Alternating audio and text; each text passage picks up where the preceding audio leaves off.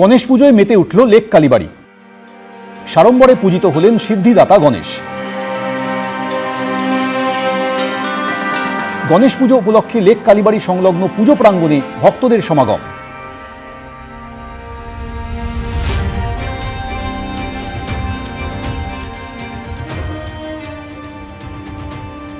Lake কালীবাড়ির Ganesh পুজো এবছর সেই পুজো 14 বছরে পা দিল।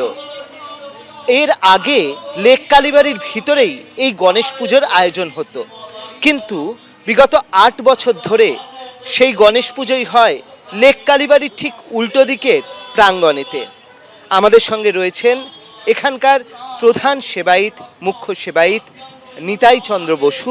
তার থেকে আমরা জেনে নেব যে এই পুজোর ঐতিহ্যের বিষয়। নিতাইবাবু, যদি আমাদেরকে বলেন পুরো বিষয়টা। আজকে আমরা নয় করে 14 বছরে পড়লাম এই গণেশ পুজো উদযাপন করছি। আমরা শেষ 8 বছর মন্দিরেতে আমাদের স্থানাভাবের জন্য আমরা এটা বাধ্য হয়েছি বাইরে নিয়ে আসার, মানে মন্দিরের উল্টো দিকে যে বুলেভার্ড, এই সেই বুলেভার্ড যেখানেতে আমরা এই পুজোটা উদযাপন করছি। এবছর আমরা গিয়ে পড়লাম এই মাঠেতে, এখানে 14 বছরে, তার মানে এই মাঠে করছি 8 বছর।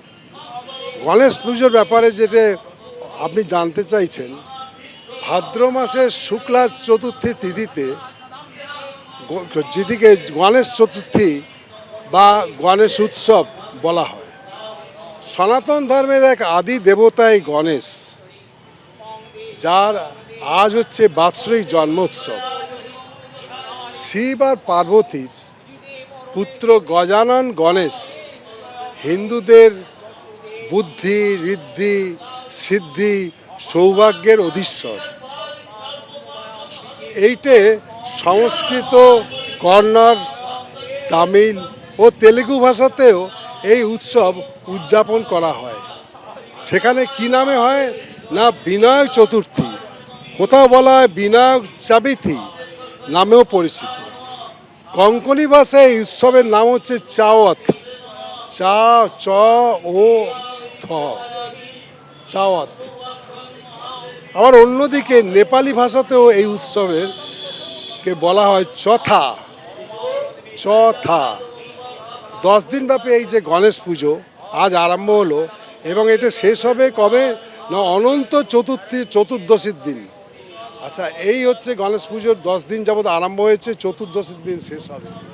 আমাদের এখানেতে মহারাষ্ট্র, গোয়া থেকে আরম্ভ করে রাজস্থান, মধ্যপ্রদেশ, এখান থেকে অন্ধ্রপ্রদেশেতে গিয়ে তেলেঙ্গানা, উড়িষ্যা, আর আমাদের পশ্চিমবঙ্গে তো বটেই, সেখানে এই উৎসব বিশেষভাবে পালন করা হচ্ছে। ভারতের বাইরের মধ্যে নেপালে এই উৎসব মহাসমারোহে পালিত হয়। আবার শ্রীলঙ্কায় হিন্দু যারা রয়েছেন, হিন্দু তামিল, তারাও কিন্তু এই পুজো কিন্তু উদযাপন করে। বাঙালি হিন্দুরা এই তিথিতে সিদ্ধি বিনায়ক ব্রতের একটা আয়োজন বা অনুষ্ঠান করেন।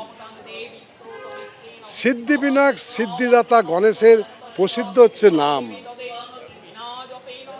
ভবিষ্য পুরাণে এই ব্রত কথাতে বলা আছে,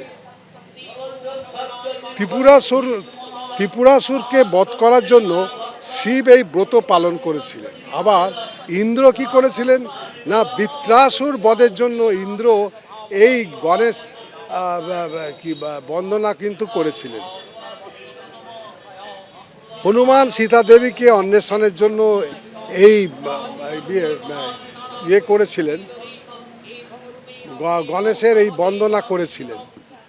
আবার দেখা যায় যে এই জিনিসও ভগীরথী গঙ্গা আনয়নের জন্য ভগীরথ কিন্তু গঙ্গা এনেছিলেন কিন্তু এইটের মাধ্যমে, এই গণেশ ব্রতের মাধ্যমে। সুতরাং এই ব্রত কিন্তু ভীষণভাবে চালনা হয়। সব থেকে অবাক হবেন, আমরা যেটা পুরাণ থেকে পাচ্ছি যে এই ব্রত শ্রীকৃষ্ণ রুক্মিণীর হরণের প্রাক্কালে এই ব্রত কিন্তু পালন করেছিল। আবার কি হয়েছিল না এই ব্রত পালন করেছিল গণেশের আরাধনার জন্য। ভগবান এই অনুষ্ঠানের বিদ্যার্থী এই গণেশ বিদ্যার্থীর বিদ্যা, যশপ্রার্থী পায় যশ, ধনকামী পায় ধন, যশকামী পায় যশ, সন্তানকামী যারা হচ্ছে তাদের যদি তারা করে থাকে, মা গণেশের কাছে যদি আজকে তাদের মনোবাঞ্ছা পূর্ণের জন্য যদি আকুতি করে থাকে, তাহলে তারা সন্তানও পায় এবং প্রতিকামা বা সুন্দর পতি পায়।